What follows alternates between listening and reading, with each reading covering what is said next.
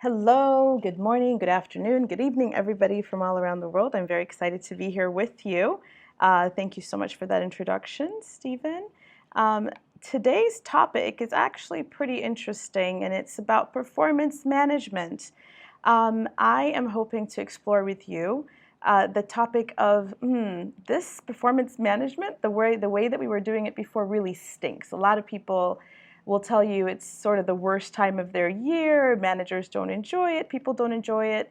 Some people find value in it, but I would say it's one of the hottest topics right now. Whether you're a project manager, a manager, or in the HR field, people just don't feel like it's adding as much value as it needs to be. So we are going to explore specifically, and I think this could be generally, but specifically for teams that are starting to move and adopt Agile, what can we do differently to engage them in a performance management or growth method that actually works for them?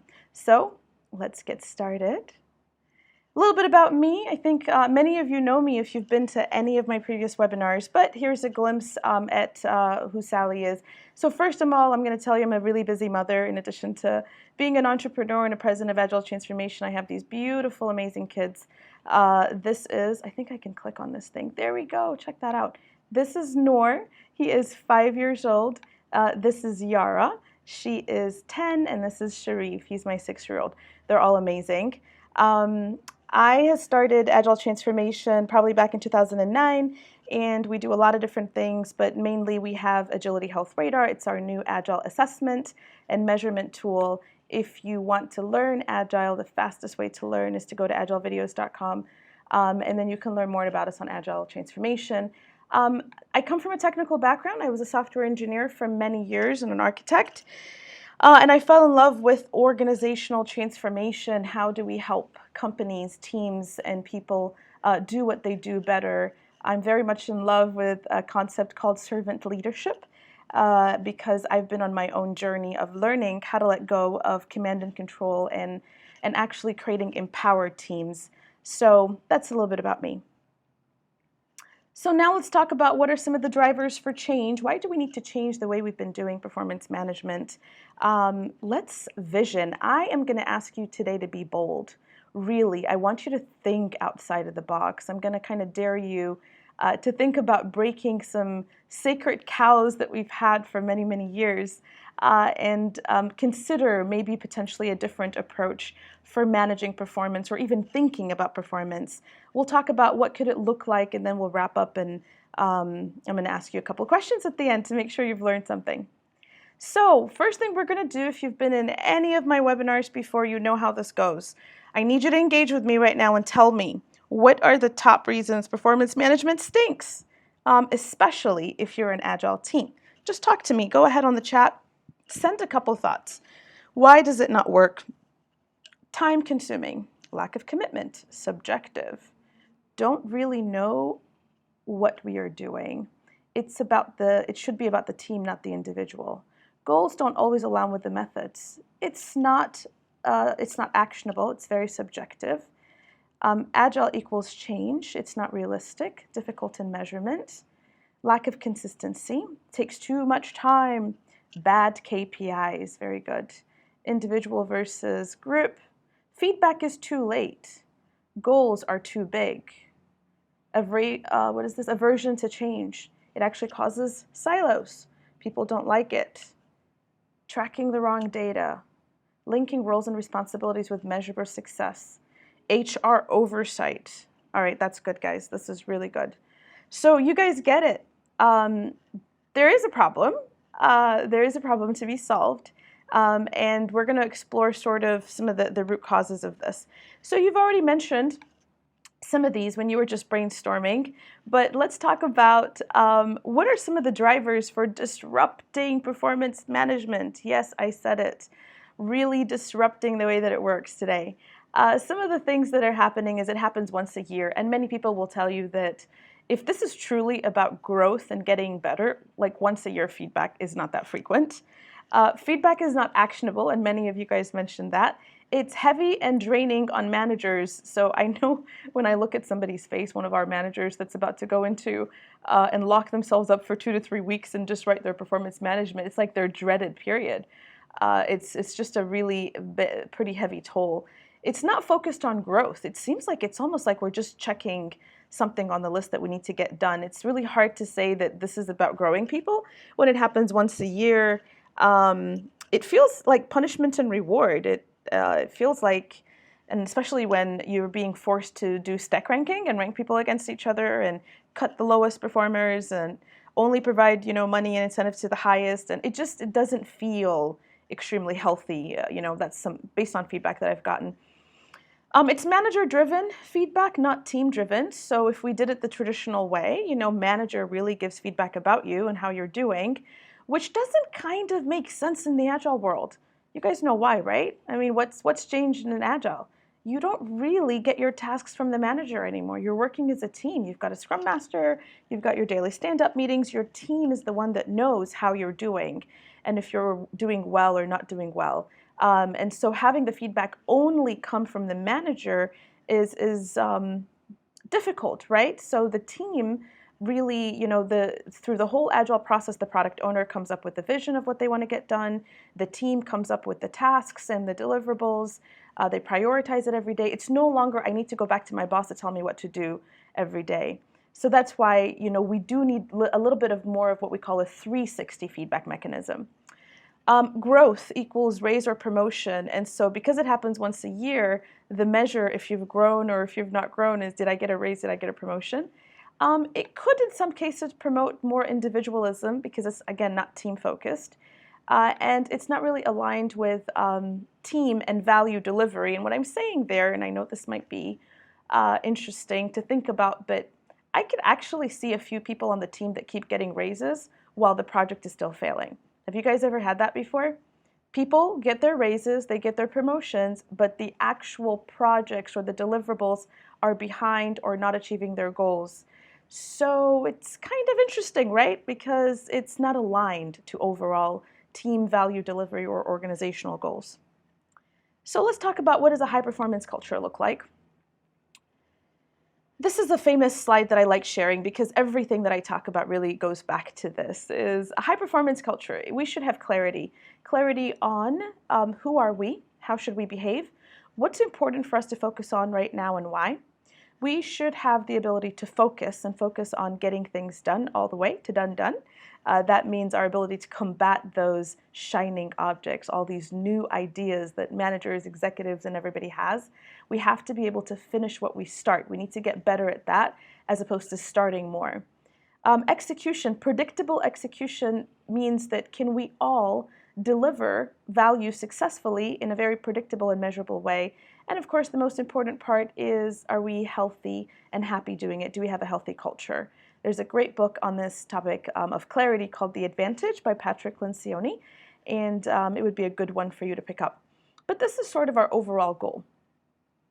And the other goal that we have is to begin to move away from the structure of siloed teams, handing off work to each other, and creating more cross-functional teams that can deliberately hit a target. And that's part of what we used to do before. Is I'd have a silo teams of testers, engineers, project managers, auditors, and there would be a manager that manages this team. And so how the work used to get done is, if I'm a project manager or if I really want something to be done, I'd create a project plan, and then I'd start to go negotiate and talk to all the managers of these silo teams and make sure that they can go to their team and tell the team what to do, what tasks they need to get done. And managers really did a lot of that task management and that prioritization, shuffling people between priorities, moving John here, moving Adam there, having Adam focus on this, having Jenny now switch her priorities, because that's just the way that work happened. Now, in this new model, we're actually taking a cross-functional group of people together. We're saying you need to work together daily from an Agile perspective. You need to go through the Agile ceremonies, right? So you're going to have your planning meeting, your daily stand-up. You're going to show a demo and a review at the end of 2 to 3 weeks. And then we're going to do a retrospective. You are going to manage your work. You will have a product owner. You'll have a scrum master. The manager does not necessarily work on the day-to-day task management anymore. So that's an interesting change that we've had. So let's look at how managers are being promoted today. I'm a great contributor, time to promote me. Most of organizations promote managers because they're really good individual contributors. They know how to get work done. They're a really good developer, an engineer, an auditor. They know how to solve problems extremely well. And so our assumption is, well, since John knows how to code really, really well, or knows how to test, or knows how to engineer, or how to design, why don't we make him the manager of that group? Well, the problem is John's a really good problem solver, right? John knows how to solve the problems himself. But what we don't realize and what we don't teach managers when they're making this transition is managing people and managing teams is about becoming a facilitator and a coach. It is teaching them, teaching the team how to solve problems. And a lot of that doesn't really happen. That education doesn't happen when we're transitioning managers into this role. That takes a lot of trust in order for this manager, who used to be a great problem solver, to learn how to become a coach and a facilitator. It takes a lot of trust. Now, again, I am not talking about blind trust. I'm talking about trusting but verifying, coaching, nudging, mentoring, providing the path, knowing that your end result and your end goal as a manager is to help the team figure it out with some guidance, with some acceptance criteria, but not necessarily teaching them. So teaching them how to fish, not giving them the fish, basically. I have a pretty famous blog out there, and I thought you guys might be interested in it. The URL is bit.ly/Agile Manager. But I explore in there the role of managers, and you'll actually be interested to really see this, guys. Today, there are managers, and their focus, what they're focusing on, is they are the subject matter experts. What that means is that they provide expert opinions and direction, and they transfer knowledge to others. Think of those are the folks that truly were the best at their craft. They really know engineering well, or testing, or development, or design, or auditing, or whatever field you're in. They were the subject matter experts at it. Think of them as the solution leaders. And they have been promoted to become a manager. They naturally gravitate into going back and providing expertise in solving problems. There are some managers that focus on work management and firefighting, resource allocation and shuffling between different teams, managing tasks and tracking it, who's really doing what, and then they absolutely love firefighting. Firefighting is removing impediments, and they do that really well. They're almost like a project manager, right? They are truly managing the work, they're prioritizing, they're working sometimes with the business, they're figuring out who are the right people that need to do this and how do I make sure that the right person is allocated. But their focus is get the project done, get the work done. So that's one area that some managers really shine in. Some other managers love the people development side.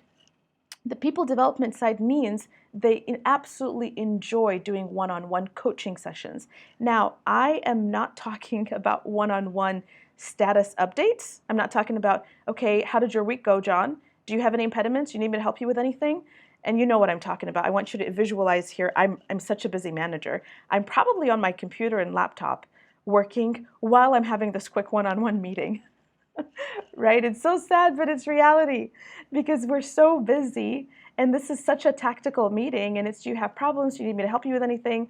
I'm not talking about that kind of one-on-one. I am talking about managers that love to grow people. They really love coaching them. They want to know, John, how are you doing with the team? Do you still have some of the conflicts? John, are you doing better on engaging others during conversations during the meetings that you guys are having? We had that problem with you dominating a lot of the meetings. What are you struggling with right now from a skill set that I can help you with? Let me help you with your career path and development. So team dynamics, behavioral, performance reviews, is this person adding value? That's a lot of more of what we call coaching sessions. To be honest with you, we don't need to have those every week. I'm going to shake up the mode here and talk about, coaching really is something that can happen every 2 to 3 weeks, or it might actually happen in a different duration based on the individual, based on how frequently people need it and want it. Task management meetings used to happen once a week with the manager because it was our way of managing tasks. But with Agile, we do that every day now. Process improvement. Some managers love to improve processes. They love to identify and address inefficiencies. They are like, think of them like lean experts. They love lean process optimization. They love providing the tools, and they hate to see inefficiencies with tools. They like establishing standards and best practices. They love to provide training and education for the team. This manager really loves to see growth and optimization and improving processes within whatever area that they are leading. So what's the dilemma that we have? The dilemma is those are a lot of different focuses, right, guys? I mean, there's a lot of different things that a manager was expected to do. And now with the Agile world, we're even shifting that because some of these are taken over. For example, prioritization, and actually let me go listen to the next slide. So again, let's go through the traditional way, and we kind of talked about this, so I'm going to skip this and go fast. But the traditional way is a project manager brings in the project plan, and then they go ahead and execute by engaging with the BA to gather requirements and the subject matter expert. They then hand off to the architect's done with their work. They hand off to the developers, the dev managers help us. Then we move it off to the testing team. And then we go into UAT. And again, most traditional projects, not all of them, would operate in this way. So the Agile way is different. We basically build, and again, if all of you already know what Agile is, please bear with me. I'm sorry, I always go through some of the basics just to level set. But we do have a backlog. The team is no longer working in a silo. We actually have them come and almost sit together. If we can co-locate them together, we will. Otherwise, we call them the team, and even if it's virtual, we provide virtual collaboration tools. We've also introduced this role called the product owner and the role of the Scrum Master. So the product owner and the Scrum Master, the product owner tells the team what to work on, in what order, and why. So that kind of is no longer the manager's role. The product owner is usually from the business, representing the customer, and they're the ones that tell the team they own the backlog. Anybody could put items on the backlog, but the product owner helps prioritize them. The Scrum Master is the one that really manages the day-to-day facilitation of the meetings, making sure the stand-up meeting's healthy. If there are impediments, let's remove them every day during the daily stand-up. So a lot of the task management, making sure if there's dependencies, if there's conflicts, if people need help with anything, really gets managed here. We also have this leadership triangle that we've created to help folks understand. There's the product owner, we just talked about him. There's the team facilitator or the Scrum Master. But we have also taken out what we call the solution lead and emphasized this role as a technical leader of the team. They're responsible for teaching the team how, kind of taking what I call translating the business vision of what needs to get done into the vision of the how. So this technical lead or solution lead is someone who takes over that role. Remember that subject matter expert role, telling people what to do, like how to do it. That's really the role of this architect, this technical lead. Some teams have several people that play this role. It's not just one person. And within the team, there are multiple roles. There could be a tester, a developer, an engineer. If you're not doing software development, your hardware engineer, your embedded software, your tester, your user acceptance tester, any of the people that you need to get one item on the backlog to done is really what we're talking about here. This is the cross-functional team. So now let's think about this. That manager, remember the role of the manager? They used to do firefighting, we're saying not anymore. They used to do task management, we're saying not really. They actually also used to do problem solving. I forgot to add that here. Problem solving and providing solutions, well, that's what the solution lead does. So we really don't need you to do that unless you're playing the solution lead role, unless that's the hat that you're putting on.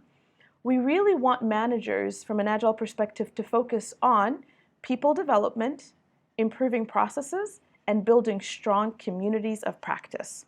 Strong communities of practice. I'll explain more. Actually, let me go back one more time here before I go into this. When we start to design teams, a lot of companies will start to build what we call stable teams. At the beginning, they're just project teams. They're very agile, and they're really meant for an Agile team to come together and execute on a project. But as they begin to mature, as your company matures, you'll start to realize that you really want to create stable teams, teams that stay together. You change what's on their backlog. You give them new projects and new deliverables, but you keep the teams together. They're no longer temporary teams that we constantly pull together and then pull apart. Can you guys take a guess? Can you take a guess of why it would be helpful to keep people together, keep the teams together instead of breaking them apart? So just change their projects, change their deliverables, but try to keep people together. Is there any, yes, there we go, any benefits? There's trust, synergy, continuity, communication, keeps productivity up, learning curve is shortened, team dynamics, everyone's on the same page, relationships, collaboration, they bond. Yes, exactly. You guys get it. So teams go through forming, storming. You guys know what the storming phase is, right? That's the fun drama. We always want storming because that's where all the juicy stories come out. And then there's the norming and performing. When you keep breaking teams apart, they never get to actually stay to performing. So the only thing though, the con, what is the pro and the con of having stable teams? The con is if you start creating cross-functional teams, but the communities of practice are not formed as well. Communities of practice are functional areas or around a specific discipline where people still come back together again, maybe around the product owner role, maybe to improve test automation, maybe to improve technical excellence.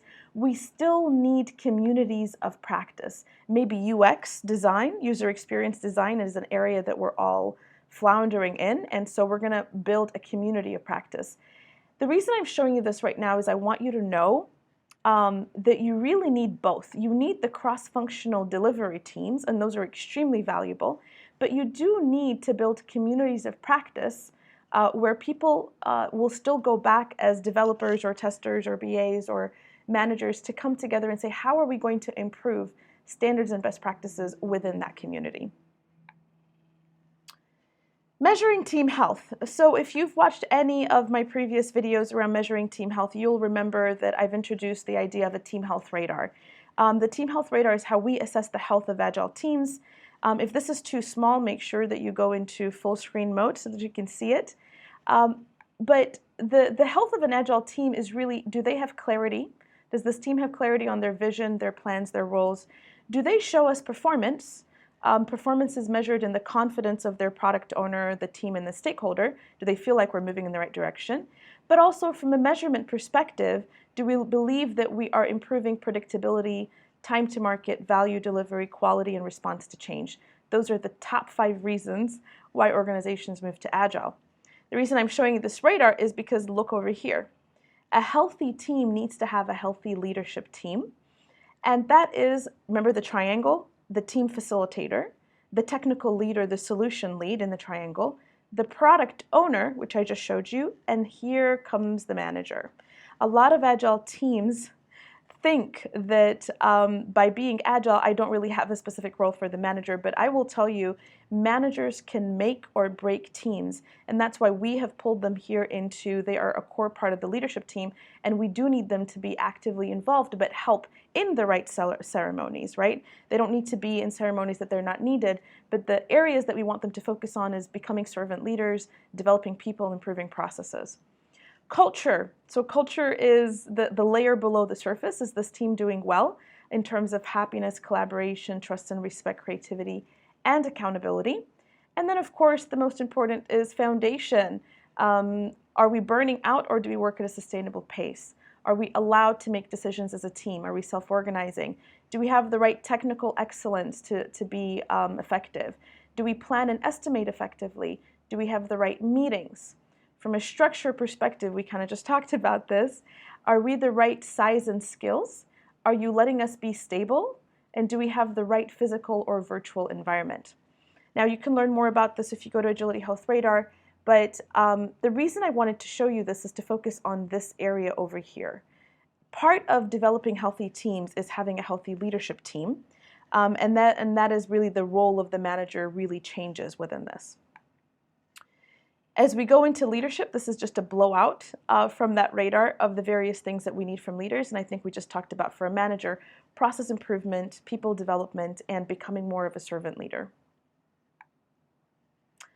So I wanted to show you an example before we dig deep into how will performance management change. I wanted to give you a wonderful example. One of our clients was Gap, and they wanted us to come in and actually transform the HR department within Gap. It was such a cool team. This was one of the best, I think, case studies and just how Agile can apply beyond IT.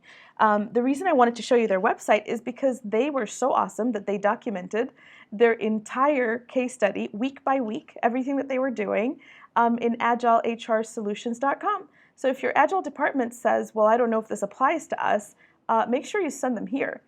Now, again, this website isn't about performance management, but it shows you how Agile was taken within the HR world to disrupt a specific project that they had, which was how they hire. And I love their vision here. We're the first of our kind, a self-organized, self-directed team using Agile methodology to blow the roof off of the traditional HR practices. Here's the team, so you'll learn a little bit more about them when you go online. One of the things that they did that was so amazing is they said, we have a big idea. A big idea, you can see it, this is me. And this is the big screen that they had behind them, the whiteboard. Their big idea is one-day hiring. They really wanted to be disruptive and said, how could we take this multi-month process for hiring somebody and kill it and just make it something lean and short and extremely valuable? They said, let's go ahead and kill the interview and have more coffee chats. Let's have a transparency tool. Let's take half the time and increase quality. This says goodbye to old sacred cows. For example, they used to do really lengthy background checks before they could hire anybody. The reason this is a problem is still, if you guys are in Silicon Valley, you'll know exactly what I'm talking about. The competition is extremely high for skilled resources, for skilled people, skilled individuals. Sorry, I hate actually using the word resources, but for skilled talent. And if you can't find talent and hire them quickly, somebody else will. And so that was why this was their big idea, is let's go ahead and disrupt the hiring process and come up with an extremely creative way to do it in the future. Some of their product features was to kill the interview, goodbye to job descriptions, having a recruiter 3.0, and this was an idea of their first release. I'm showing you this as an example so that you can see that Agile can be applied anywhere, and we are going to talk about it for HR, for performance management, but what I'd love to show you here is even for hiring, they considered a new process for hiring a product. They started to use lean product development and product thinking. They have features, they have releases, right? Even though this is a process that would be released. So measuring individual health. So now let's jump into, should I really measure an individual on their own, right? Or should I measure an individual as part of a team? If we look at individuals as key players of a team, then I'm going to measure them a little bit differently than saying, well, how did I do as an independent person, right? The other thing, do I create individual goals? Do I basically motivate people to hit their own records? Or do I create team goals, right? So which one are we trying to move to? Do you guys see the difference here? As you're starting to move to Agile, you're going to see that we're moving more to an individual. We don't care really, and we don't want to grow superstars and individual heroes. We want individuals that work extremely well as part of a high-performing team, and we're going to be moving towards team goals, not just individual goals. Now, I am not saying that we still don't need to measure people individually and we still don't need individual goals. This becomes more important, though. In order for us to actually achieve a better performance management or growth framework, this view is more important than just the individual group. So let me give you some ideas. Let's start thinking. Let's start actually, yeah, I will do this and then I'm going to get some of yours. Role-based 360 team feedback. So one of the big ideas, I actually went to an HR conference 3 weeks ago. I presented, and it was called Reinventing HR. No, it's actually called HR Reinvention Conference, and it was about how could we disrupt how HR is working today. It was all HR professionals themselves saying, you know, we're going through an identity crisis. We need to prove to be more valuable within the business. We don't want to be viewed as just, kind of more of the administrative, benefits, processing, hiring. We want to be viewed as a value add, as a partner to our business. So it was a great conference. It was so amazing. And in that, I kind of sat down with a bunch of, in my session, which was obviously about bringing agility to HR, but I sat down with a group of VPs of HR and I said, hey, let's disrupt performance management. Come up with some ideas that make your stomach churn, really, and tell me what you would do that would add value. So one of the things was role-based 360 team feedback, actionable growth plans. What we mean here, and I'm going to show you some examples, is instead of a manager giving feedback to John is a developer. Let's just say that's his role. So we're going to build a developer-specific assessment that has very clear expectations of what we expect of our developers, and everybody on the team will give John feedback on that 360 assessment. But everybody will do that for everybody. So Scrum Masters will get feedback, product owners, technical lead, managers, whoever is part of the team will get 360 feedback. We also talked about it definitely not happening once a year, but having continuous feedback loop. Maybe the survey itself would be done twice a year. So that's one of the things we're piloting right now in our effort to disrupt performance management. We have a couple of clients and we're attempting to do it twice a year, once every 6 months, to do the 360 role-based actual surveys. But provide a mechanism for continuous feedback. Continuous feedback means that at any given time, anybody on the team can give you feedback, can tell you how you're doing. It is no longer just the manager that gives you feedback. We as team members. I got to tell you something though, because I actually had a good conversation with an executive in a very large company that said, wow, this seems good. I don't think my people are ready. I don't think my teams and my team members are mature enough to learn how to give feedback, right? Which is such a great point. One thing that I am recommending is before you roll out I would say a very modern performance management or performance and growth management framework like this, there are some actual workshops that will need to be rolled out for teaching managers and teaching people how do you give and how do you receive feedback. What does it mean to have healthy feedback? How do you take it? Because if people get defensive, if all I do is I look at my assessment results and then I go and I start attacking everybody and trying to find out who said what, then that defeats the whole purpose. So some maturity and some education will need to happen to help people learn and understand before you just go into implementing some of these advanced techniques. But continuous feedback, part of what we're doing in Agility Health right now is we're building a mobile app so that part of the 360 assessment, when you're done with it, until, for the next 6 months or for the next year, people that you've trusted that are part of your network that you've already invited can continue to nudge you and give you feedback, including your manager. Manager is one of them, but not the only feedback loop. One-on-one coaching sessions. Now, the disruptive part about this is traditionally coaching sessions and one-on-one meetings only happen with the manager. What we're piloting right now and what we want you to think about, and this actually Google also has this and several of the Silicon Valley companies, is the idea of building a mentorship program. People basically identify themselves in the company if they want to be mentors, if they're really good at a specific skill. Let's just say John wants to be mentored on facilitation skills. He really wants to get better at facilitating meetings, and he knows that Adam is amazing at that. He does a very effective job preparing for meetings, post meetings, after. So Adam could potentially sign up and actually say, you know what, I'll be a mentor, and here's what I'm good at. And John can say, hey, would you mind mentoring me for the next 6 months on this specific skill, or for the next quarter on this specific skill? So the idea that one-on-one meetings only happen with managers and coaching sessions only happen with managers is really something that we're trying to also break, right? You could have other coaches in the company, other mentors in addition to your manager. And this basically means that if people want to grow and there's a specific skill set that they want to grow in, I might still have my one-on-one with my manager once a month or once every 3 weeks, but I do have other mentors and other coaches that I can meet with as long as they have the capacity and the openness to grow specific skill sets. Another thing that really helps with knowledge transfer and growth are the communities of practice. So a lot of these kind of programs, like the mentorship programs, are things that I put on the backlog for a community of practice. Now let's go to number 4.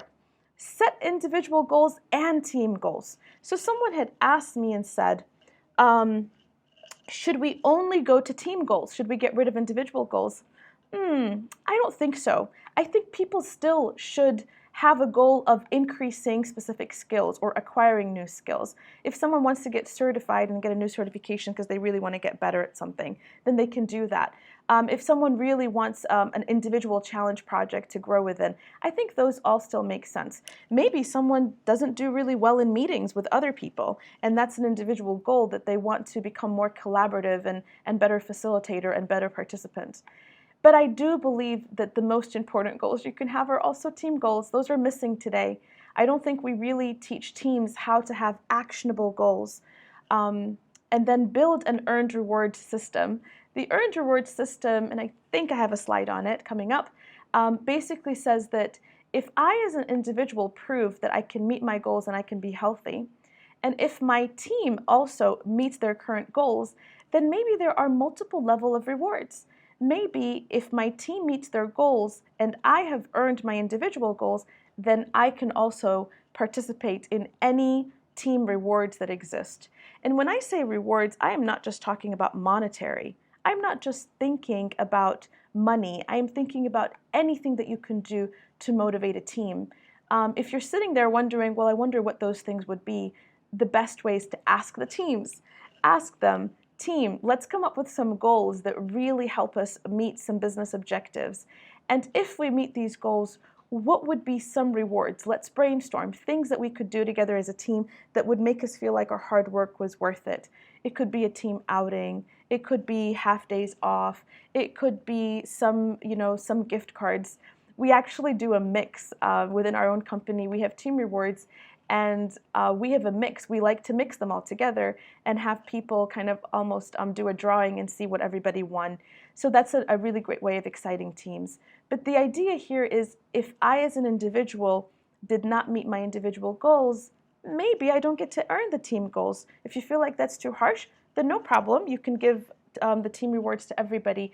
But what I'm trying to create here and communicate is there should be a multi-layered reward system where individuals feel like there's motivation by them meeting their own growth goals. They will be able to contribute in team rewards. And if this team meets all their goals, maybe there's organizational and department level awards and benefits that also happen. Invest in educating managers on their new role, because I think managers will get very confused if we change everything on them. And Agile really is. Agile is changing so much that managers need to understand this new role of coaching and developing performance management in a completely different way, process improvement and focusing on working on the growth items that the teams have come up with.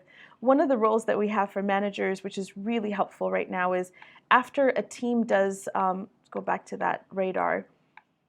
When a team is done doing their team health radar, which we advise that they do this once a quarter, there is a growth plan that the team works on and they build. The growth plan is, here are the things that we're going to work on to get better as a team.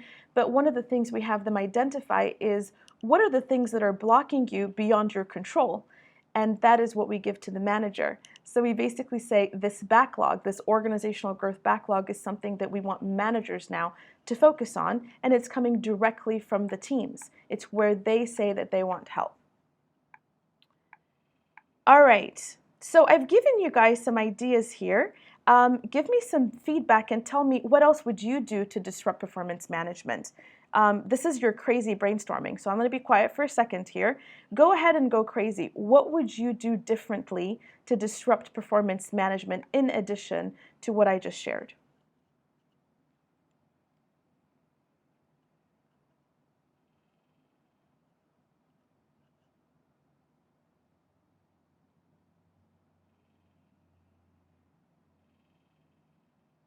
No individual goals, just all team goals. That's one way of thinking about it, especially as they mature. Build a team reward system with leadership. Yes, Jeff, I like that. Share your growth plan. I love that. Let's all see what everybody's doing better to get better. Reward competition for achieving goals, especially across teams. No fault. I love the no fault idea. Include subjective measures in addition to objective measures. Build small teams of 2 people. Okay. Continuous feedback. Actionable change can be made. Yes, Jennifer, that's a great idea. Goals are tied to deliverables. Build competition. Align the goals with organization. 75% should be based on team goals and 25% is individual goals. Include all in the team development. Self-evaluation. So doing my own self-assessment. Very good, guys. This is awesome. Common sense. Reward and fail fast. Involve people in objectives and evaluation. Should be about the team. Yes. Reward by giving autonomy. Publish performance result. That would be good. Understand who your team members are. Very good. Cross-functional goal alignment. Those are awesome. I wanted you to do this because I want you to see what other people are coming up with. There's a lot we can do. There's a lot we can do to begin to change because what's happening today doesn't really make sense. And you're actually going to see even more and more companies like us and others that are saying we got to do this differently. So let's keep going. Here's one way of giving feedback. I wanted to make sure that I'm not just showing you Agility Health, which I will in a little bit, how we've decided to design a 360 feedback, but here's a very simple way. Basically bring everybody in the team together. Let's say you do this once every 6 months. Step number 1, so step number 1 would be to develop, let's say, the Scrum Master role. Everybody on the team writes their expectations on a sticky note of what do we expect of you, Scrum Master, right? Now, this is what we expect a Scrum Master to do. So everybody on the team has a vote and they get to put up over here what they expect. Step number 2 on the flip chart, same exact flip chart, just draw a line, draw a separator, draw a happy face, sad face. Happy face. Everything that you believe that this person is doing well, move them to the left. Anything that you believe is missing or is not being met by that individual, move it to the right. Do you guys understand what I'm saying here? So this is basically a very transparent way of giving feedback using simple techniques of just flip charts. I would have flip charts for all of the roles. So it wouldn't just be the Scrum Master day today. It would be Scrum Master, developer, tester, all of them. I would have everybody on the team, well, let's just start focusing on the Scrum Master. Now let's go to the developer. And then silently, this part of the workshop would just be a silent workshop where everybody goes up and they move things, to the left, to the right. If somebody's going to ask me a question, well, what if somebody moves something to the right because they don't like it, somebody else believes? If it's in question, put it up over here to be talked about. So move it outside of both and just put it on the side to be talked about, especially if you disagree with where it's at. But do the silent sorting, okay? So this is a very cool, easy way, has no tool involved that you could use to give each other feedback and to do kind of role-based assessments. The other thing that I highly recommend that you do, this has worked so well for us, is we have a 1-page roles and responsibility sheet, a 1-pager. What do we expect of a product owner? I know what everybody has today. You probably have like a 2 to 3 to 4 pages of checklist of a role description. The problem is I found is the more complicated you define each role, the less likely people are to remember. What are the top things I should remember about that role? So I highly recommend creating the cheat sheet. The role cheat sheet is a 1-pager that says, here's what we expect of these various roles. And I would also recommend that you blow it up, make it into a large poster, especially if you're moving to Agile and you're new and people are getting confused on who's doing what. Blow it up, make it really big, and keep it in the Teams area. And when someone says, well, I'm not really sure, again, what the product owner should do, just walk over there and say, well, here's what we said the product owner should do. Should we add something or remove something, right? So that's at least one step. Of course, this could also be electronic. It doesn't have to just be on the wall. But this is, again, an idea that I wanted you to be able to take with you. Another idea. So something else that we have been piloting within Agility Health, and yes, this is using Agility Health as a tool because we honestly found out that we need something that's scalable. We've built what we call the role-based health radar. The role-based health radar is broken into 2 halves. the left side and the right side. The right side is your interpersonal skill. Your interpersonal skills should be common across all team members and all roles. For example, collaboration, teamwork, accountability, having a positive attitude, continuously improving, showing up as a servant leader, following the company's core value, contributing to a healthy culture, being aware of how you come across. Any of these things that are important to your company and you believe all of the team members should have them goes on the right side. We call it your right brain. The left side is like your left brain. The left brain is your role-specific skills. So this specifically was for, if I remember correctly, this was for a Scrum Master. Yep, and I should have put that up over here. This is a Scrum Master health assessment. And so part of planning, they should really be good at facilitation, backlog management, stakeholder management. From an execution, they should coach and mentor the team. They should provide reporting and tracking. This is called team building activities, impediment management, dependency management, allowing the teams to be self-organizing, onboarding new team members as needed, and making sure the team is growing and learning. And then for release management, we want them to transition. Your company might decide to have different ones than these, but I think, honestly, step number one is to just agree on this. I found too many companies where even just the role of a Scrum Master is different between different Scrum Masters. Expectations are not clear. And I believe that you have to start first with a common framework and saying, do we all agree that these are the most important things that a Scrum Master should do? And if everybody says yes, cool. Now let's assess against that. What you see here is this line is the self-assessment. So the dotted line is how this individual assessed themselves. And then the green line is how other people has rated this individual. And I think it's important to see the difference, right? Where they are under evaluating themselves and where other people, everybody else on the team, gave them a 360.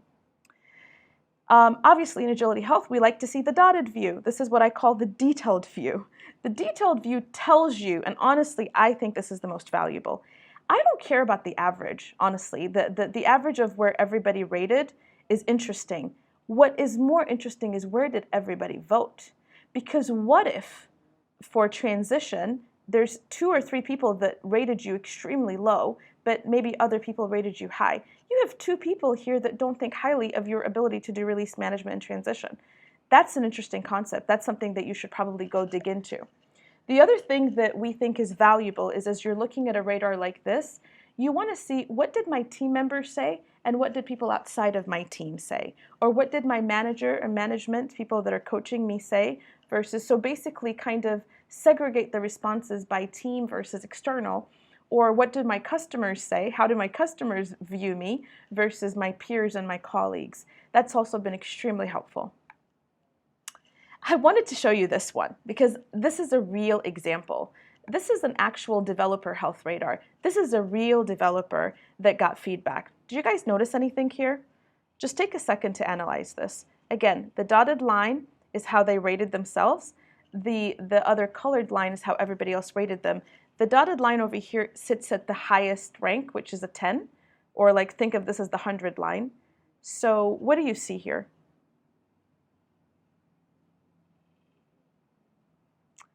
They overrated themselves. Yes, do you guys see that? This developer rated themselves here while everybody else rated them. Completely disconnected from reality. Guys, this is real. I am not even giving you an example that's fake. This is real because I wanted you to see the power of 360 assessments. Look at his radar. This is how people actually rated him. I mean, wouldn't this bring you back to a sobering reality if this was you? Right, guys? I mean, this is what everybody else rated him. These are all of the dots. So you can see how everybody rated you on the team. There is nothing more powerful than this, right? I mean, a manager sitting with me and telling me I'm not doing really well on development or deployment doesn't even compare to when the whole team tells me I'm not. The other interesting thing that we've seen is when people gave him feedback, because of course I don't think ratings are the only thing that matters. A rating is important, but you need to get textual feedback, and this is exactly what they told this individual. But one of the things that was so intriguing to me was there was a comment over here, wake up. Do you guys see over here? Right over here it says wake up. this individual's been told by other people to wake up. You are not adding value. And there was actually even more and more comments that I just don't want to include. But this individual right now has the choice right now of really changing and growing, or realizing from the whole team that they're not adding value. So I just wanted you to also see some of the actual growth items that they came up with. So this is what we call a growth plan. A growth plan is when they can come up with what specifically are they going to do to get better. And I always say assessments are absolutely worthless if you don't have a growth plan immediately after it. So hopefully this has kind of resonated with you, because I'm going to take some questions here. I want to kind of come to the conclusion, but we are completely advocating for 360 assessments, role-based. And I'm not just saying general questions like 5 questions about everybody.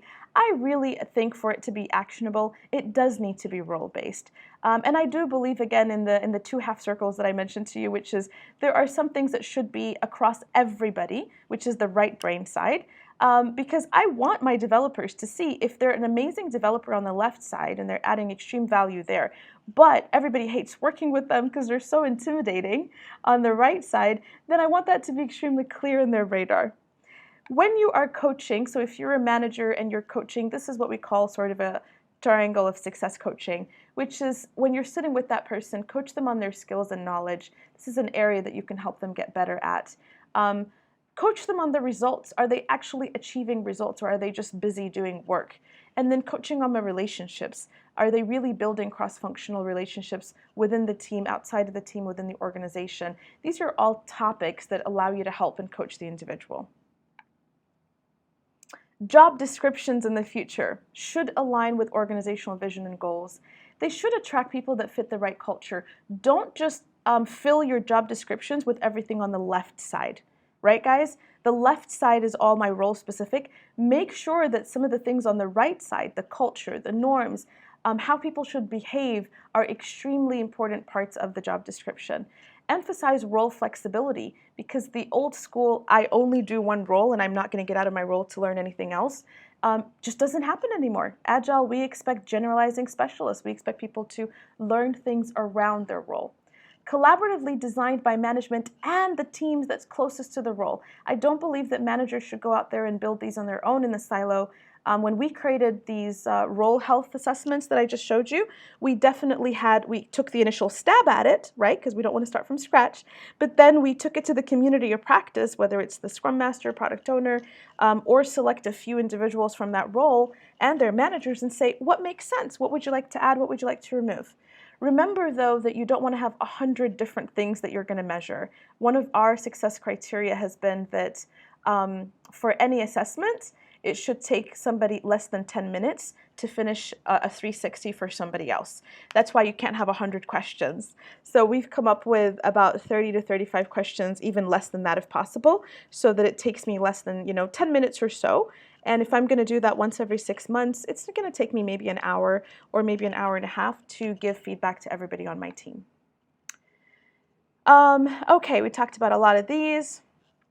Sorry, when I import things into Adobe, some of the formatting doesn't look that great. But this is the show me how you'll reward me, I'll show you how I'll behave. Negative rewards really are tactical. They drive individual goals. They do lead to expecting financial rewards. They're kind of expected, demanded, defined by management. They're not based on value. Positive rewards influence positive behavior with the team. Try to move away where if the person just really sucks up well to the manager and knows how to work well with their manager, then they get rewarded. We want you to do that with everybody on the team. We want you to really be an individual positive contributor. Align your behavior with our strategic goals. Drive teamwork. Not just financial. They're earned based on delivering individually and as a team, and they're designed by the team.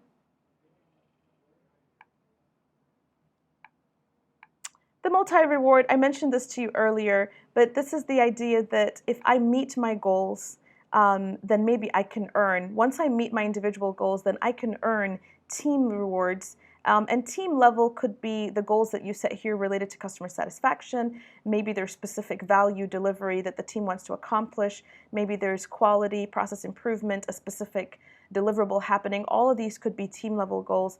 If the team meets their goals and their strategic objectives, then maybe they can earn from the department level goals. So this department has the following strategic goals, and maybe 5 out of 10 teams contributed towards that. So those 5 teams also earn some level of organizational. But the idea here is that rewards are earned and not just given, and they're at multiple levels. HR is going to really have to change to support Agile and to support this model. That's why I've been a huge advocate right now of going out there and speaking about a disruption and what could it look like. If you're an HR professional listening to this right now, I would just say please keep an open mind. I know this may seem so dramatic and so different, but it is happening. The world is shifting. It's becoming more team-based. Rewards are changing. Organizations are moving towards these cross-functional, high-enabled teams, and it's time. We really haven't changed a lot of those performance management techniques for years. So become an enabler, engage in designing the strategic direction, attract and retain qualified agilists, help us with this team-based incentives and rewards, help us make it stick. So lots of training and education to make all of this stick.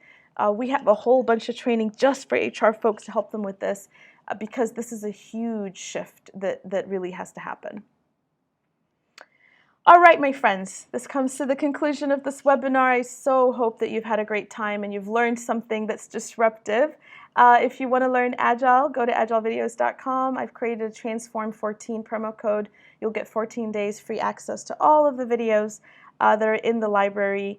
Tell me something that you've learned that you're going to try. Come on, this is your chance now.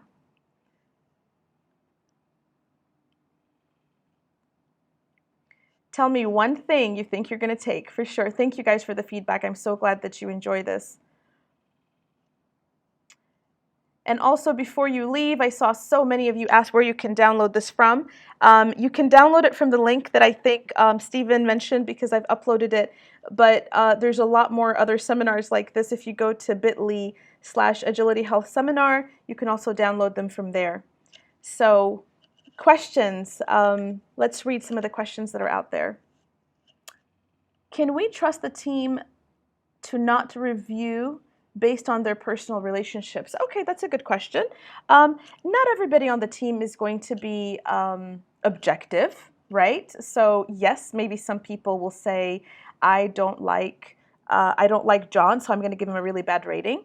But remember, the radar is a 360 assessment. So if you invite, which I recommend at least 15 people to give you feedback, if 1 or 2 people give you negative feedback, that's good. That's good for you to know that 1 or 2 people don't like working with you or have an issue, but the other 12 to 15 people do, right? So I think that it's important to look at it holistically. It's no longer just one person. One person cannot bring down your entire score because it's an average. Now, if out of 15 people, 5 or 7 people give you a negative score, then that will bring down your score. I think teams are going to mature, right? This is my prediction of the future. As we do more training for teams on how to provide feedback and give feedback, they will become more mature, and they will actually help people really stay on the team, leave the team, or learn new skill set if needed. But yes, I understand your concern, but I really believe that the maturity will happen. And again, like I mentioned, there's going to be 15 people giving feedback. So all right, another question. How would this be exercised in an environment which is less supportive? So Pradeep, I would say that this is moving to team-based reward systems and all of that is a next step of maturity for Agile. Learning the basis of teams working in an Agile fashion, teaching the managers, the executives, and the business side what all this means. I really think that that is the best place to start.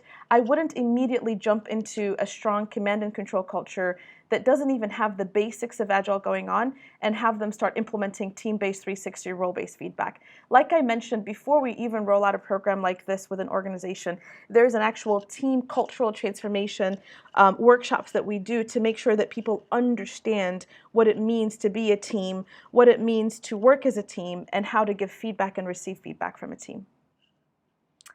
It is the top of the hour, my friends. Thank you so much for joining. I so appreciate all the feedback that I'm seeing. Feel free to download, again, Agility Health Seminar, bit.ly/agilityhealthseminar.com, and I will see you on another webinar that we have, I think, a couple months from now.